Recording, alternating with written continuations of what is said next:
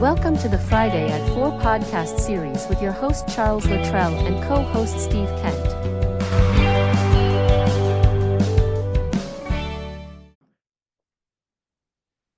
Steve, welcome back to Friday at 4. How are you? I'm doing well. Thanks, Chuck. Yeah, it's good to be back after a week off, but I'm glad to Yeah, be here. well, you didn't really have a week off. You were busy traveling and training and learning. I love it. Yeah, it was I'm in New York, as some of you may already know, and I went to Dallas for a team meeting. It was a small team meeting of 200 people.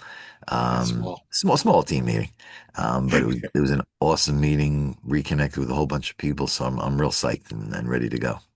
that's awesome. Can't wait to hear more about it. Yeah. Yeah. So I like our topic today. We threw around earlier today, and I think this is I think our audience is going to like it too because I think there's a lot to be, and we might not going to get to all of it when we talk about this today, but Right. maybe another episode can follow up with this. But I think it's an important topic, and it all revolves around credit. Yeah. Yeah, Generically speaking, the country and the whole financial system revolves around your credit score. yeah, And that there are three major credit bureaus, and they look at every single thing that you do, whether you know it or not. Now, do you pay bills on time? Do you bounce a check? Um, all kinds of stuff. Excuse me, I have a really bad cough. oh no, that sucks. So, hope I last through this. So, what happens is there's really two types of credit. There's your personal credit and your business credit. I'm sorry, I apologize. Yeah, no worries. So on the personal, we'll try to get to both in here. On the personal side, the credit really comes from a bunch of different things. It could come from, again, whether you bounce a check or not. A lot of it comes from your credit cards. So if you use the card, do you pay it back in full?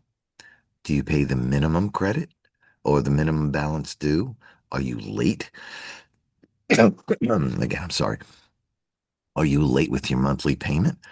Do you pay just the minimum? Do you pay more than minimum? And they track this over time. They track how many credit cards you have, how much the available balance is on each of your cards. And there's all kinds of ratios they look at.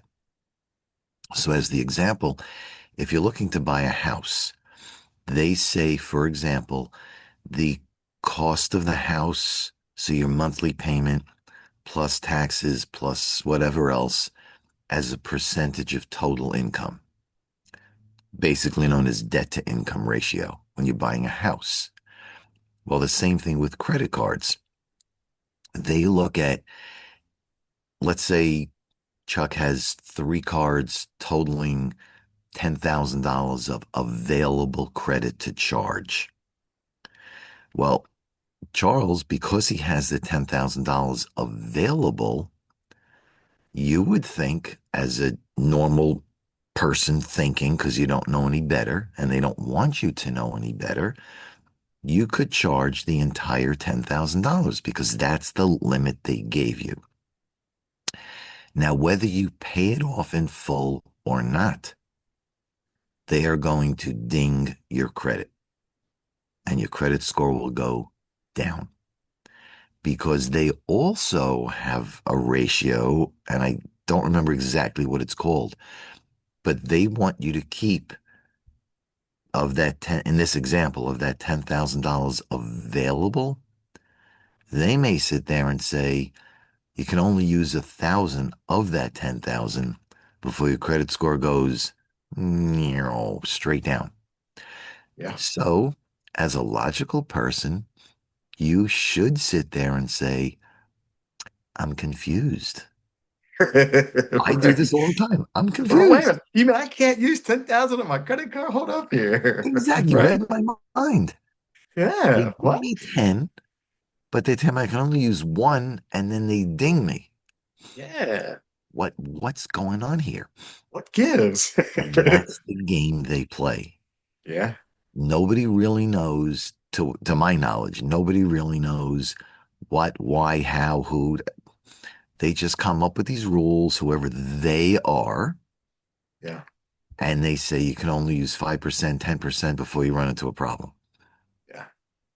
But then they got you because, okay, so now you can use 10%. Let's say in this example was 1,000. So Charles says, you know what? I'm smart.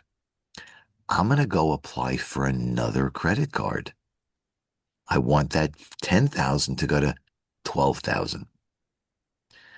Now you go to the local bank, finance company, whatever, and you apply for another card for a $2,000 additional balance or additional credit line.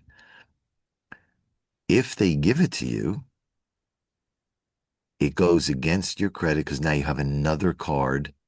And will it be too much for your income to pay? Even though you can only use 10%, it's still too much for your income to pay. Right. So I sat there one day and I went, I'm confused. And to this day, I'm still confused. Okay. As any American should be. I, again, it's me. I think it's me. I'm not so sure. Could just be the system. Yeah, the system. But they want you to go out and charge, and they tell you only pay the minimum balance due, which, if that minimum balance, if you're lucky, will only pay the interest on what you charged. And the reason they want that to happen is if all you keep paying is the interest and never pay the amount you actually charged, Yeah. you will continue to pay interest pretty much until the day you die. The day you die. And Yep. that's what they count on. They Yeah. count on people not understanding the system. Yeah. They count on people following what they're told, which is pay minimum. And you know what gets me is I know you're going to talk about this in a split second. I know it, but I wanted to I wanted to I wanted to be the guy to say this. Okay. What gets me is let's say you go out and you want to buy a car. Mm-hmm. And well, we got to check your credit. So they got to check your credit. And guess what? Bing, it hits your credit score. Right. Now your credit score drops because you were checking your credit. Correct. Make that make sense, right? That's the one that I'm okay with hitting my credit score if I open an account and Mhm. it's 10,000 and now it's 30,000. I'm okay with that, right? But I go out and want to buy a car and you're checking my credit score and you want to Mhm. hit that at least 4 to 6 points Right. because I checked it, make that make sense, right? That's the one that Okay. gets me. So here's my answer. And again, my answer. Excuse me. Let's go back to the example. $10,000 of available credit. You've charged 1,000, and that's all they really want you. Bless you. Okay. All right. That's all they really want you to use is that 1,000 of the 10. Now you go in and say, let me buy a car or look to buy a car. Yeah, we're just looking, right? Yeah. Right. You're just looking.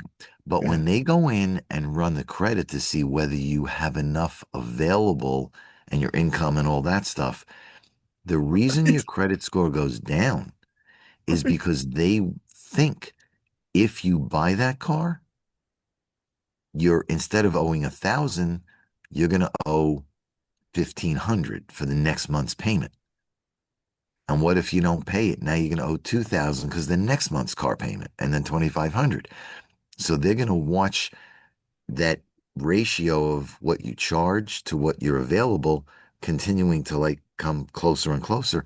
And they don't want that because then Yeah. they're going to think you will never even pay the interest, let alone the principal that you charged.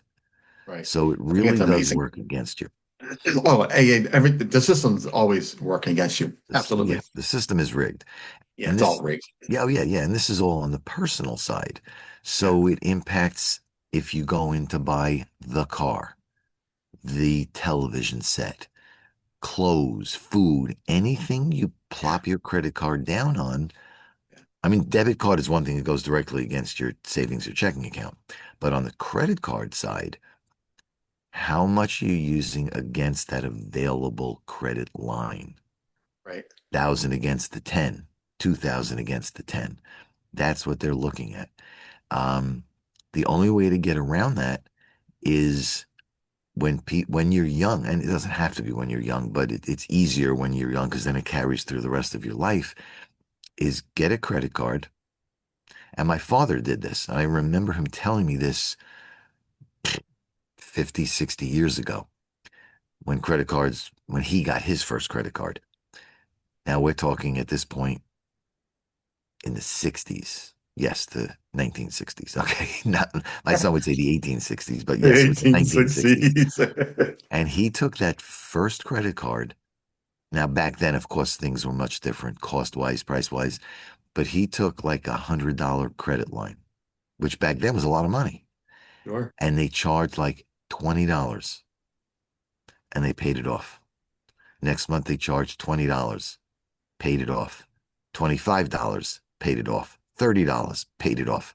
Now, after a couple of months, the credit card company and the credit bureau said, okay, he can manage his debt. Then they raised his limit from 100 to 200. And then he charged and paid and charged and paid and charged and paid. Then they gave him a second card and a third card. And that's how he slowly built, where he showed month after month that he can manage and he's responsible Yeah. responsible meaning to manage his money. Like, he's okay with it. We know he's responsible to pay it, but responsible that he can manage what he charges, he pays. Yeah. And that's how he slowly built his credit. When I started working in 87 for a bank, which I won't name, I did a lot of travel. And they said to me, use your own credit card, go charge your hotel, charge your airfare, charge your food, your transportation to and from the airport. And as soon as you come back, you submit an expense report and they will reimburse within 3 days. So I charge this month, the bill comes in, gets paid in full, month after month, year after year. And my credit line back then on that card, because of the business, this is in 87, went from like $2,000 credit line to like 35,000 Yeah. because I was smart enough to realize I charge. Yes, it's my card, but they don't know it's a business expense. I Right. just They just submit see you it. charging I stuff. just Yeah. charge. And Yeah. I paid, Mhm. charged, paid, charged, paid, charged, paid. And as I continued to do it, my credit the credit score went up, my line went up, everything was great because they showed I could do it. Now, if I would have said, you know what, I'm going to take that expense from month one and not pay my credit card in month two when the bill comes in, been a totally different story because then I would show I'm not capable of managing my money Yeah. and they would have shut me down real quick. Yeah. So cards are good if you use them correctly. Yeah. Which we know 99% of Americans aren't able to because of, what we're going through with the economy and stuff, where some of us are Correct. using them to survive. Correct. And which ties to our next point, right? I think we can segue to this since you start Great. talking about it, the business part of it, right? So Yes. you got the personal side, you use that for business, but now you're a small business owner and Right. you want to build that business credit. There are cards out there that will allow you to build business credit, correct? Yes. Yeah, Yes. talk about that a little bit. Okay. So before we get into that, and that is exactly what I want to talk about, but I want to just put a little something in first. There is personal credit and there's business credit. Two completely Completely separate different. things. Yeah, And it completely. is important. And again, a lot of people don't know this because they were never taught. Right. But do not use where you can. Do not use your personal credit on the business side. And there are a lot of reasons why. So, the same logic of taking a personal card and in my father's example, $100 pay it off, $100 pay it off. Do the same thing on the business side. Start with because you may be a new business without a track record. If you get a card, you may get a $500 limit, a $1,000 limit because you're an unknown quantity. They don't know whether you're going to pay it back. Right. So again, start small, charge something, pay it back. Charge something, pay it back. Establish that you can manage your money and you're responsible. Yeah. Once you start to build on the business side, you'll get a larger line on a card. You could get multiple cards. Now you have an overall bigger line because as your business grows, or even for it to grow to begin with, how do you buy the inventory? How do you Yeah. buy that piece or pieces of equipment? Yeah. Your fleet of cars and vans that Right, you need. Yeah. right. Yeah. Now, there is a phrase out there, and again, some people know this, some people don't because they've never been taught. There's a phrase or an acronym called OPM, which means other people's money. Funny. So, Yeah. and I've said this before, and I'm going to say it now in context, then we'll come back. When I opened my business in 2013, I never heard of OPM. So when I opened my business, I took, unfortunately, I took my wife's death benefit check and I paid the entire fee to open up a business. It was $250,000. And because I used the entire check, I had no extra cash flow. So when the business opens, how do I pay salaries? How do I pay rent, utilities, buy inventory, buy the equipment? How do you do that? Now I'm in trouble, which is one of the reasons why the business failed. So back to the example we were talking about. When you open up a business, number one, you want to build the business credit separate from personal.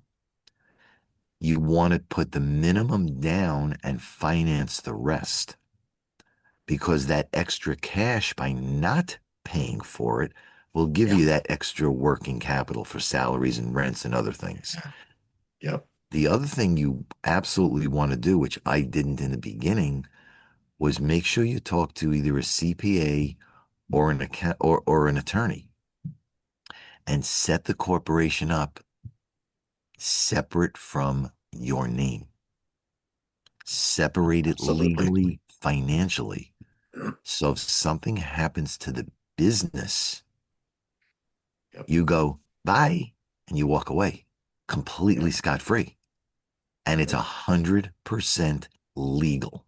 I would not say it otherwise because you know me by now. I only do things the legal way. Absolutely. So set it up in a corporation, legally, financially. So you're separate. Build the corporate credit. So you can buy the inventory, you can buy the equipment, you can pay salaries, pay rents, Yeah. because most businesses have that, I'm going to call it a learning curve or a lead time till your name gets out there, till people start to buy your product or service. Yeah. You have the expenses in the beginning, you don't have the income to offset the expenses. Yeah. One thing I want to mention too is that I thought of it as you were talking, because it happened to me in all three of my businesses. If you're early on in the game Mhm. and you're not going to get that business credit because I go through the process of applying for either a loan or the credit card for the business. You get through all the process, and then, man, somewhere in the middle, near the end, you're almost finished, and they hit you with the, do you have at least 100 to 200,000 revenue coming in? Now, obviously, you can't lie because you're going to have to Right. show the numbers. Correct. You Correct. click no, boom. Well, then you're out of the game. You don't get Right. the credit, you Right. know?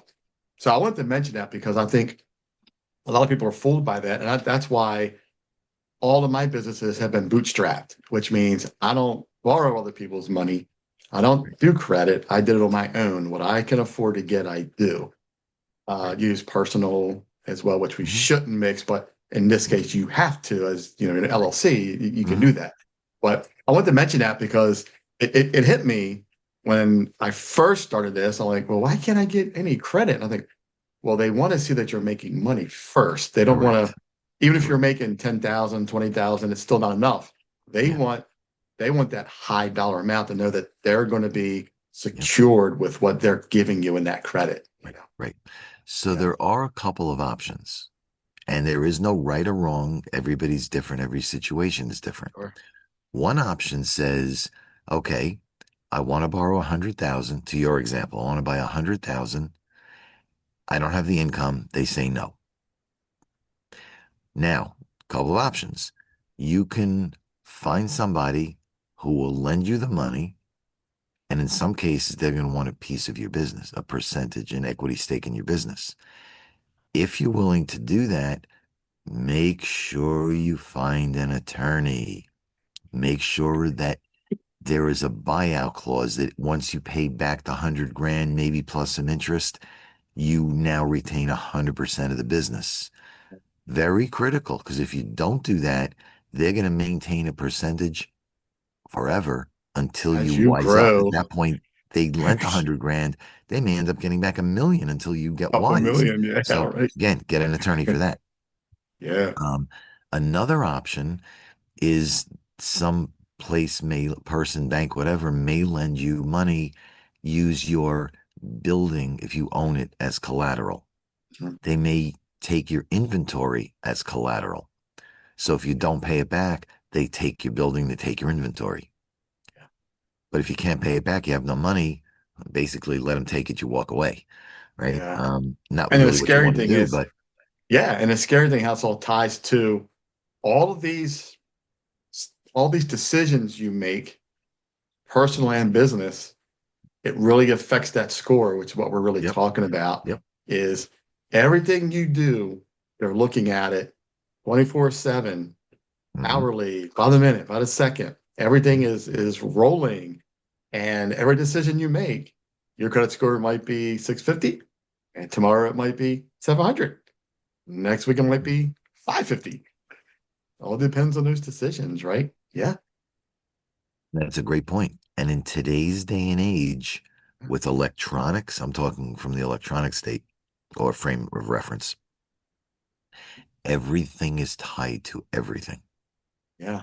They know your bank accounts. They know what your assets are. They tie into the IRS to see if you have any liens or anything outstanding. They Yeah. even know if you owe child support and alimony. I mean, they know everything because it's electronic. You cannot hide it. And I know you remember this. Back in the day when you would go apply for a car, it Mhm. took you a week. You walked in, you filled paperwork out, they mailed it, and they'll say, Right. we'll call you when we get the paperwork back. And then we get the decision. Today, you walk into a car dealer, you know within 30 seconds whether you get a Correct. car or not. I Correct. mean, things have really changed because they want to give it to you right now. Get them on it. Get Yeah. them that credit. Let's get them going. Get them that car. Get them that truck. Get them that building. Let's go. Yeah. Get it going. You know? They know what they're doing. Yeah. They know. They know that people in today's day and age, they want it and they want it now. Now we can't wait. Yeah. And if you don't do that, they're going to walk away and find another dealership, another car to buy from somebody else who will do it for them. Yeah. Yeah, and they've kind of played against each other, and they've raised the bar so that they have no choice. Yeah. It's Yeah. sad, but that's what it is.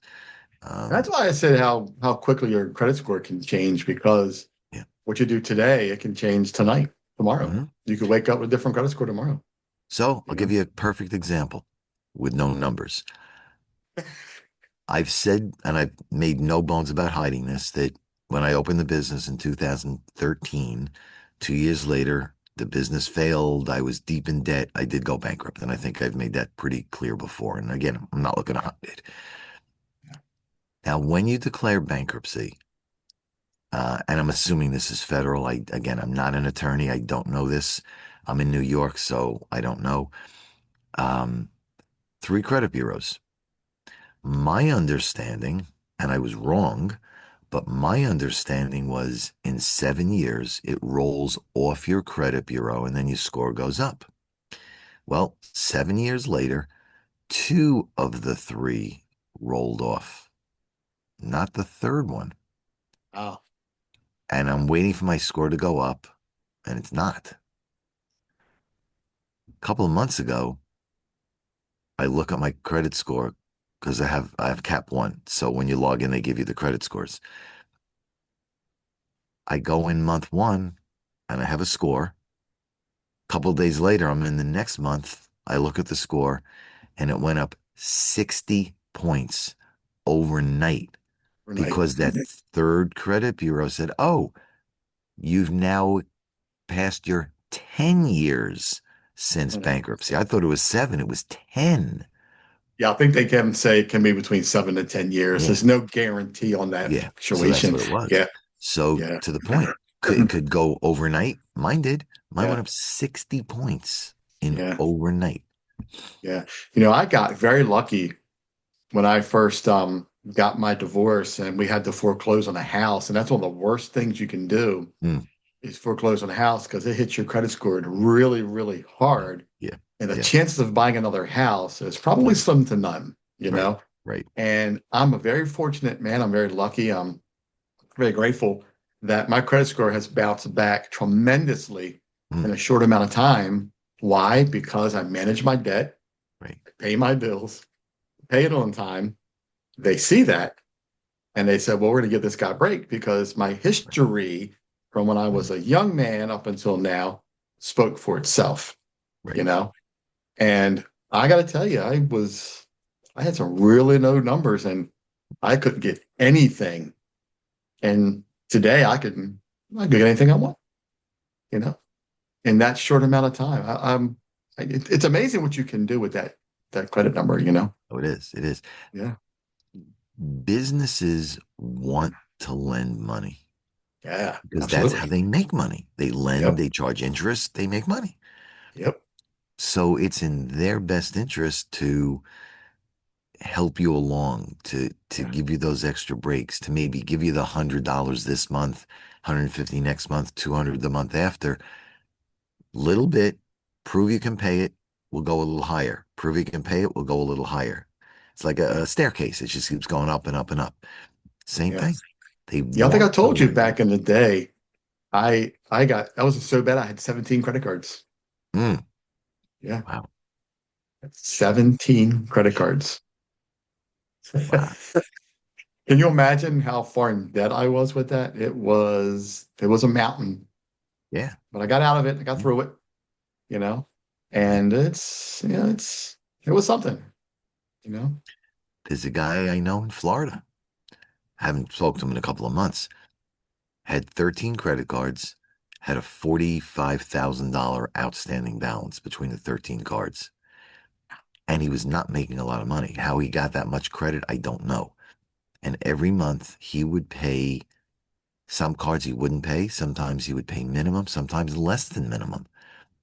And I created a whole big spreadsheet that said, okay, the first thing you have to do, and you have no choice, you have to stop using your cards because It's he's true. charging more every month than he's Yeah, paying. So his balance keeps getting higher and higher and higher. yeah, So the first thing you got to do is stop charging and pay cash for whatever you need. And the second thing is you need to start looking for an additional, because some of his cards were 29.99% credit, yeah, interest rate. So you need to find another card, roll your 29.9% balance to the zero card, and pay as much as you can, fast as you can, so you're not paying the 29.99%. And Yeah. when that's So done, true. take the next card. And he refused to do it because he thought he knew better. And after 3 months of basically 2, 3 times a week getting on phone call after phone call, what are you doing? We Yeah. discussed, you're not We doing discussed this. this. Let's try again. You're not doing this. We finally agreed that I'm not a fit for him. Yeah. Go figure that one out. I'm not a fit for him. And all I Can't help said to him, everybody. was, look, what I'm telling you to do, I have helped countless numbers of people, and it has worked every single time. Yeah. With all due respect, if you're not willing to follow a proven system, I wish you the best. Thank you. Have a great life. And that was the last time I spoke to the guy. Yeah. Yeah. You have to be willing to change, to want to change. We have It's to like, recognize that it's a problem. And, it's right, going to hit your score as well. If you right, don't pay them, you don't pay nothing on it. You're going to put yourself in right. more of a problem if you don't Correct, take care of it. So correct. it's just part of that vicious cycle that we get stuck in with this credit, It is. It is. Yeah. You have to Yeah. want to do something. You know, Yeah. if Yep. if you're smoking, you have to, and I'm not knocking anything, but if you're smoking, you want to stop, you got to stop at some point. You can't smoke half a cigarette and say, I've cut down. No, you got to stop. Yeah. Um, you Yeah. want to stop smoking, stop drinking, lose weight, whatever your vice is. And I'm not knocking anybody, I'm just using examples. Yeah. But being in debt's the same way. Yeah. You have to make a mindset change to get out of debt. You have to Yeah. make a mindset change to improve your credit, which Yeah. means consistent payments, manage your debt. Manage it. And Yeah. and it is not easy. I'm saying flat out, it is not easy. When you're used to doing one thing over and over and over, it's very difficult to change. Yeah. But that's where, and I know again, I don't want to make this a sales pitch, but that's where I can come in and help you. My number's on the screen. Call me. Per- There is, Perfect segue. I Don't didn't don't mean it steal to my go that thunder. way. Don't steal my thunder here. All right. That's a perfect segue. Uh-oh. 516-727-2294. Reach out to Steve with this one. Don't reach out to Chuck with this one because this isn't my expertise. However, I can go undercover in your business and show you where your money could possibly go, but Steve can help you fix it. Correct. And call Charles at 410-935-6132. So all the stuff we've talked about on the personal side and even to extent on the business side, Chuck can go into your business and pretty quickly assess high level, but assess what's working and suggestions to make it better. And he Absolutely. can work with you on implementing some of those suggestions, but you have to be willing to say, okay, I need to improve my financial side. I need to improve my customer service. I need to improve the number of customers coming in. Yeah. This is the stuff that Chuck can do for you. So And it's a that's where kind of you a come dual in, man. approach. Yeah, that's where you come in, reach out to you because you are the numbers guy. You can set up a spreadsheet. You can show them, Right. look, you got $200,000 going out, but you got 50,000 coming in. That's a problem. We got to Right. work this. So you figured all that out for people and you really show them that Right. cut down here, cut down there. This is what Chuck showed us. So this is what I can do with those numbers. So it all works together, because Does. you're the numbers guy. I'm the undercover guy. And we can really show you how to really make a business like a well-oiled machine, right? Yeah, It can be. It can absolutely. be. Yeah. But you have to be willing to take that first step. Yeah, absolutely. Steve, what another great episode. Yeah, Glad you're back. Last me week too. was powerful as well with Jen.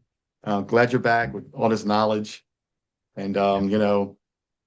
I think this podcast, this interview here is probably one of the most powerful ones because it's so impacting, right, to people's life and business. And if you don't fix this part, follow this, everything else can crumble like that mountain can just come down. especially in a tough economy like this. You have to be on the top of your game all the Yeah. time. So true. Yep. Right. Yeah. Steve, again, glad you're back. Thanks for coming on again I and sharing appreciate your you as well, knowledge. Chuck.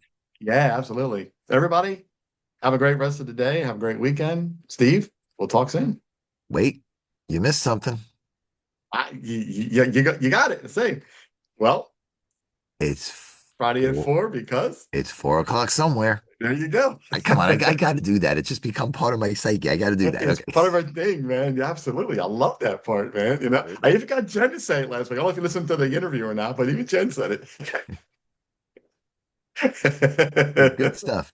Have a great Yeah. weekend, everyone, and we'll see you next week. Yeah, man. Take care, Steve. We'll talk soon, buddy. You got it. Thanks, Chuck. See you, Take buddy. care. You got Bye-bye. it. Bye.